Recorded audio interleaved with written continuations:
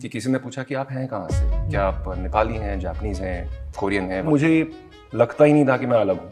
मैं तो इंडियन हूँ, बिल्कुल। मैं तो बिहारी हूँ, मैं यहीं का हूँ, क्या करें, ऐसा ही तो है। अब वो हैं तो ये तो बोलेंगे कि अरे मोमो बना लो, और तो बोलेंगे कि अरे ये कर लो वो कर लो। It's sad. It's because India in its 76th year and counting, still such things are happening. So, अपना जो ये कास्ट सिस्टम है ये एग्जिस्ट करता ही है। Doctor B R Ambedkar, he was considered an untouchable. Baba Saheb understood this part. Knowledge is power. और फिर वो सारा ज्ञान हासिल करने के बाद बेजुबानों की आवाज बन गए। He is genuinely the other father of the nation. वो नहीं होते तो कॉन्स्टिट्यूशन नहीं होता, कॉन्स्टिट्यूशन नहीं होता तो हमें एक जीने का जो एक एथिक है अपने देश में वो नहीं होता हमारे पास। You know, I think that's what even the attempt with Jan Gan Man is to be the voice and not an echo. Yeah.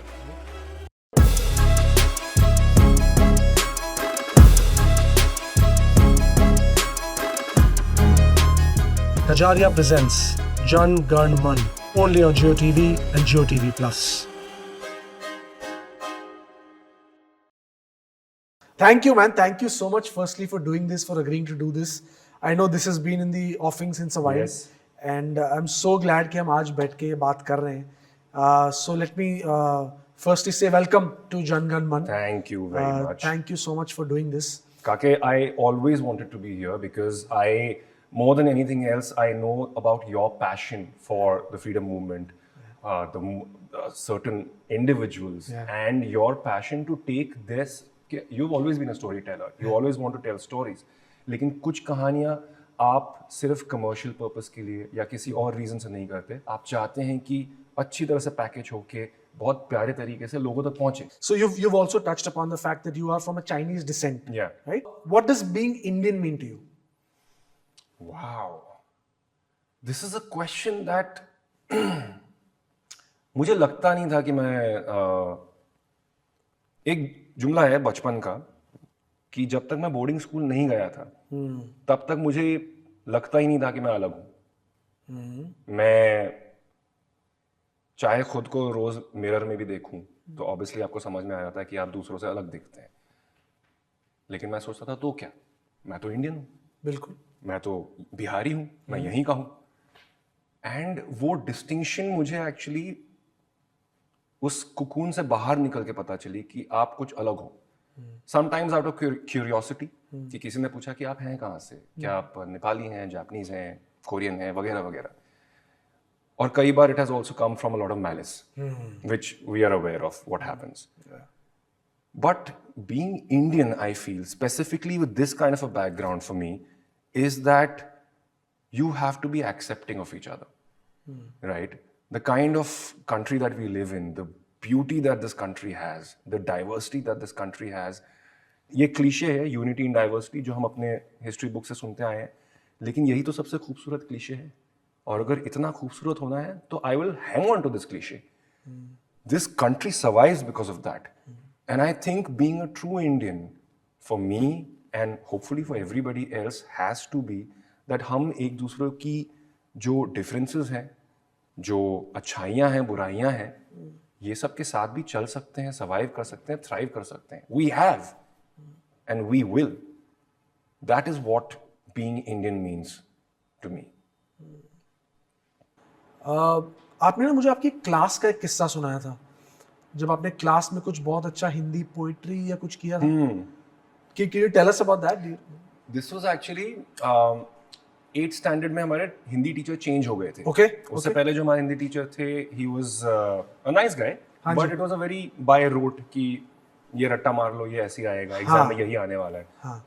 हमारे 9th और 10th में, I'm assuming to prepare us for the board exams, हमारे हिंदी और English के teachers दोनों बदल गए। And suddenly you had very good teachers who had come in, who I believe were not just there to teach you, but they were also there to inspire you to be better than what the curriculum wants you to be. Sure.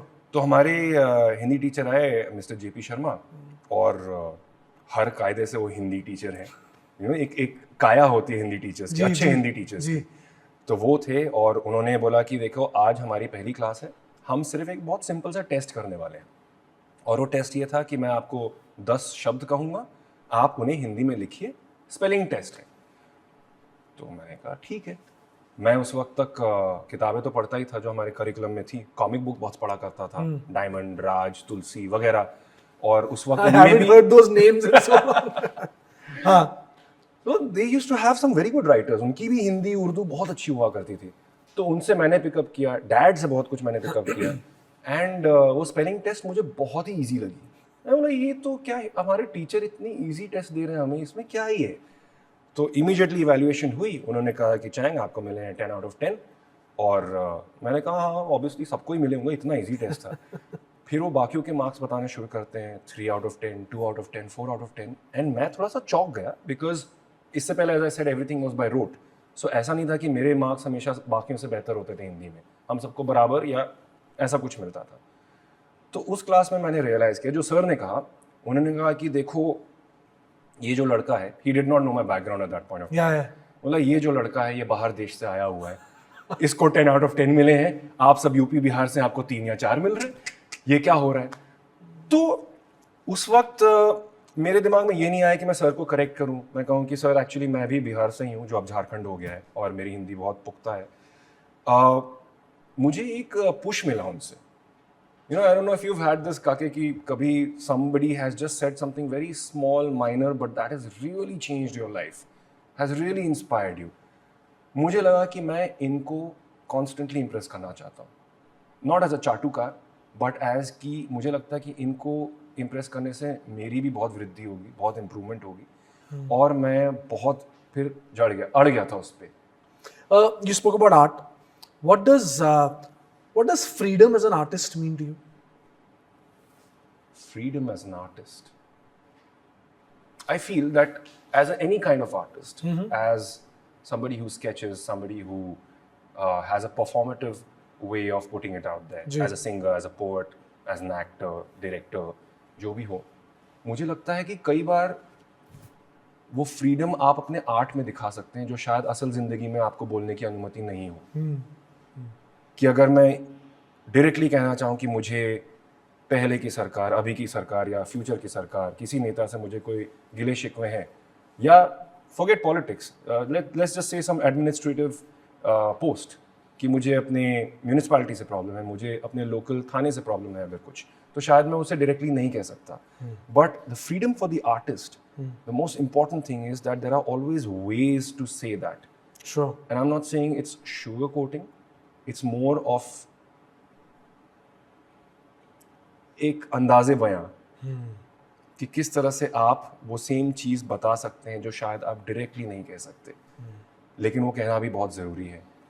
और मैं जब भी जावेद अख्तर साहब से बात करता हूँ तो वो कहते हैं कि सबसे बेहतरीन आर्ट तभी होता है जब बहुत ज़्यादा ऑपरेशन होता है, क्योंकि उस वक्त there will be a lot of clamping down on freedom, on expression. Correct. आप डायरेक्टली मोर्चा निकालें उस पर क्लैंपिंग डाउन होगी, आप अगर कुछ और कहना चाहें किसी भी मीडियम से तो उस पर क्लैंपिंग होगी, शायद डायरेक्ट सेंसर बोर्ड या इनडायरेक्ट सेंसर बोर्ड आ जाएगा वहाँ पर, बट उनको कहने के तरीके होते हैं और वो सबसे ज़्यादा ऑपरेसिव टाइम्स पे ही आते हैं, क्योंकि हर एक चीज़, हर एक जुबान आप बंद नहीं कर सकते, आप खामोश नहीं कर सकते। Correct. People will find a way, and I feel that this is why every artist is a revolutionary and every revolutionary is an artist Oh, wow. in one way or another. Yeah. You know, I think that's what even the attempt with Jan Gan Man is to be the voice and not an echo, Yeah. right? Every time we get into research for Jan Gan Man, we are blown. We as a team often find ourselves choking with emotion because there's just so much that these young men and women kind of did. It's a beautiful country, man. It's beautiful. We can't even fathom the fact that how diverse, how vast, and how different religions, caste, ethnicities, and everybody stays in this. Yeah. And they all they wanted was to unite people. Unite people. Yeah. That's what they wanted to do. Yeah. बाकी जो भी अभी हम retrospect में जो भी हम we start reading into so many things कि बट अल्टीमेटली तो यही था कि सब एक देश बन के रहें, किसी के साथ कोई भेदभाव ना हो, किसी सबको एक फेयर डील मिले. Mainly that was always the purpose of all these great men and women. I'm very excited to kind of understand and hear आप आज किसकी स्टोरी शेयर करने वाले हैं? Who are you going to talk about? आज मैं उनकी story share करने वाला हूँ जो जब भी किसी के साथ कोई अत्याचार होता है तो उनकी टीचिंग्स हमेशा याद की जाती है। जब भी देश में कोई अत्याचार होता है तो उनकी द्वारा लिखी हुई एक डॉक्यूमेंट है, बहुत इंपॉर्टेंट डॉक्यूमेंट, नेशनल डॉक्यूमेंट, उसको हमेशा इन्वोक किया जाता है। We, the people of India, having solemnly resolved to constitute India into a sovereign, socialist, secular, democratic republic. Lines कुछ सुनी हुई है ना? ये हमारे संविधान की प्रस्तावना यानी प्रियम्बल की पहली कुछ लाइनें हैं। हमारे संविधान को लिखने वाला एक विद्वान था, धरी जिसने इस देश के गणतंत्र की नींव, वो महार भी महान था। फर्क इंसान करता है, फर्क नायक लाता है। कठिनाइयों से भेदभाव जो करता नहीं, सबको जो मुस्कुरा कर हराता है, वही नायक भीमराव कहलाता है। आके फ्रीडम फाइटर्स की जो लिस्ट है उसमें तो बहुत सारी उपाधियां हैं। We remember so many of them, father of the nation, Punjab Kesari, iron man, nightingale of India. Oh, याद आ गई हिस्ट्री बुक्स की। लेकिन एक जो बहुत इंपॉर्टेंट टाइटल और भी है, वो है the father of the Indian constitution. और आज मैं उनके बारे में बात करना चाहता हूँ, डॉक्टर B.R. अम्बेडकर। अब दुनिया का दस्तूर यही है कि absolute power will always corrupt, and एक पावर जो हायरार्की है हमारी सोसाइटी में, not only in India but everywhere else, जब भी किसी के पास बहुत ज़्यादा पावर होती है तो उनको ऐसा लगता है कि यार बाकी सब तो अपने नीचे ही हैं, like you know they are not worth it, they are inferior somehow, and consciously और अनकॉन्शियसली उन्हें ऑपरेस करने की कोशिश करते ही हैं। सो अपना जो ये कास्ट सिस्टम है, this elephant in the room, the elephant in the country that sometimes we don't want to acknowledge, ये एग्जिस्ट करता ही है ना? और कुछ प्रिविलेज लोगों ने अपनी सोसाइटल पावर बरकरार रखने के लिए शुरू की थी। एंड अनटचेबिलिटी इस सिस्टम का एक ऐसा सोशल ईवल है, मुझे लगता है, which even today people don't want to talk about it as much, they don't want to touch it. पर जब इतने सालों का जो एक ऑपरेशन होगा, एक डिस्क्रिमिनेशन होगा, that pent up frustration that will be there, एक कॉइल्ड अप स्प्रिंग की तरह है और कभी ना कभी तो फटेगा। I love what you just said. The fact that we don't touch the topic of untouchability. It's so simple. Yeah. Yet painful. कहने को तो इक्वालिटी पर सबका अधिकार होता है, पर धर्म के नाम पर कुछ लोगों का बहिष्कार होता है। उन्हें पानी पिलाने से भी कतराते हैं लोग, उनकी परछाई पड़ने पर शरीर अशुद्ध होता है। इन बातों का कोई तत्व नहीं होता है, जातिवाद का कोई महत्व नहीं होता है। अहंकार का चश्मा उतार कर देखो तो नजर अशुद्ध, इंसान हमेशा शुद्ध होता है। आई थिंक इसके पीछे भी एक जो पूरी कहानी है वो ये है कि डॉक्टर अंबेडकर का जन्म कहाँ पर हुआ। मध्य प्रदेश में माओ नाम का एक शहर है जिसे अभी officially, and I am happy about that, उसे डॉक्टर अंबेडकर नगर के नाम से जाना जाता है। अपनी फैमिली में सबसे छोटे थे। अब जब आप छोटे होते हैं फैमिली में तो आपको बहुत लाड प्यार मिलता है, लेकिन सोसाइटी में क्या आपको वो सेम लाड प्यार मिलेगा? You never know. By the virtue of his birth, by the caste that he was part of, Mahar caste, he was already considered undeserving of societal love, societal equality. He was considered an untouchable. अब untouchability उस time पर इतनी prevalent थी कि जब वो school जाते थे तो जो पानी का जो नल होता है जहाँ से आप जाके बस पी लोगे, या कोई ग्लास होगा उससे आप पी लोगे, वो अलाउड नहीं था उन्हें और बाकी दलित बच्चों को भी। एक पियोन होता था जो आके उन्हें जग से थोड़ा 1-2 फुट ऊपर की दूरी से, एक हाइट से पानी पिलाता था ताकि जूठा ना हो, हाथ नहीं लगे। एक प्यून रखा गया था इस काम के लिए कि वो उन्हें पानी पिलाए। और अगर वो कभी काम पे ना आए तो प्यासा रहना पड़ता था। सपने जिस मंडी में बिकते हैं वहां परिस्थितियों से होता है दाम स्वीकार, पर खुद ही से खुद में होते हैं सक्षम जो, उनका सपना कभी नहीं होता नीलाम। भले ही वो तुम्हें बराबर नहीं मानते, पर ज्ञान की ताकत तो सब है पहचानते। ज्ञान भेदभाव नहीं करता। इंसान की उम्र होती है पर ज्ञान को प्राप्त है अमरता। आई थिंक बाबा साहब understood this part. Knowledge is power. और वो निकल पड़े despite the situations, despite everything else. उन्होंने कहा कि मैं ये ज्ञान प्राप्त करूँगा। बम्बई आए, बम्बई में पढ़ाई की। दिन के वक्त बहुत शोर होता था, जैसे अभी होता है, हम ट्रैफिक में फंसे हैं, पैं पू चल रहा है। उसके बावजूद भी वो कहते थे कि हम अगर अभी ना पढ़ पाए तो देर रात को पढ़ेंगे, जब साइलेंस होगा आराम से पढ़ेंगे, बहुत मेहनत करेंगे। मेहनत करते करते करते करते उनकी जो लिस्ट है for the universities that is been to Bombay University, Columbia University, London School of Economics, and there is no dearth of all the degrees that he has. एक के बाद बटेरे इतने सारे डिग्रीज, इतनी सारी PhDs, he kept working hard. और फिर वो सारा ज्ञान हासिल करने के बाद अंबेडकर जी बेजुबानों की आवाज बन गए।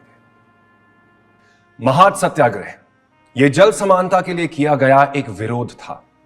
एक टंकी से पानी पीने को मना करने वाले मूर्खों के खिलाफ दलितों का क्रोध था। जल ग्रहण कर अंबेडकर ने तोड़ा अंधविश्वास का बांध। दलितों का डांडी था ये, जिससे मिला उन्हें भी मान सम्मान। हीरो को ह्यूमनाइज करें या एक ह्यूमन बीइंग ही हीरो बन जाए, क्या बात है ना।